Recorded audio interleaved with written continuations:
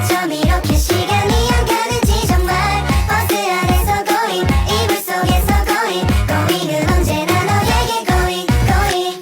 Assalamualaikum warahmatullahi wabarakatuh.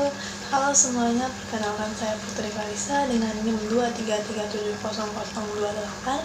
Saya merupakan mahasiswa Universitas Negeri Padang dan saya berasal dari Prodi Pendidikan Ilmu Pengetahuan Sosial. Baik, di sini saya akan menjelaskan tentang isu global dan saya akan menjelaskan tentang perubahan iklim. Perubahan iklim adalah perubahan jangka panjang dalam suhu, pola cuaca, dan tingkat laut di seluruh dunia.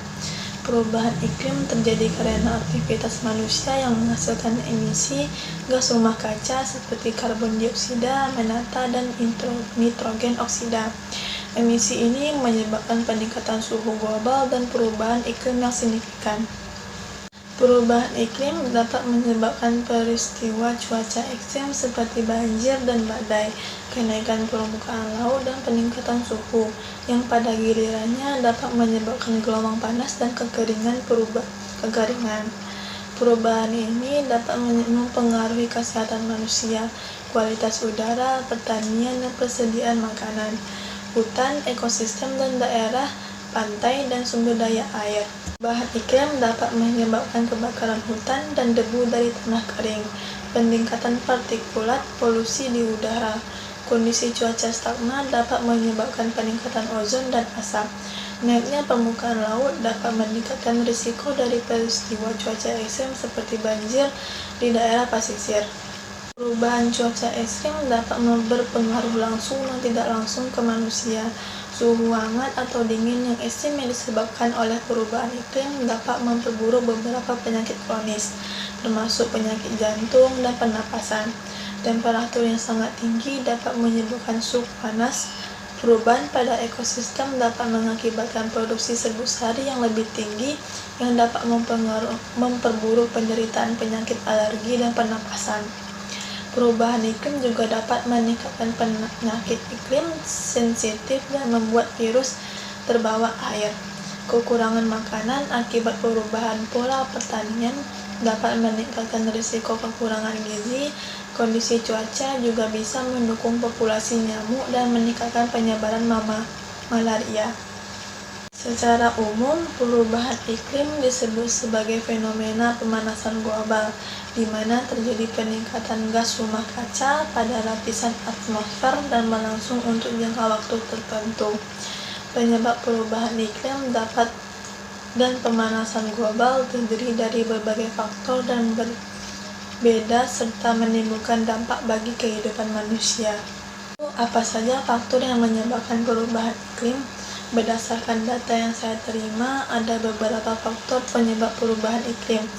Di antaranya yaitu efek rumah kaca, pemanasan global, kerusakan lapisan ozon, kerusakan fungsi hutan, dan penggunaan klorofluorokarbon yang tidak terkontrol.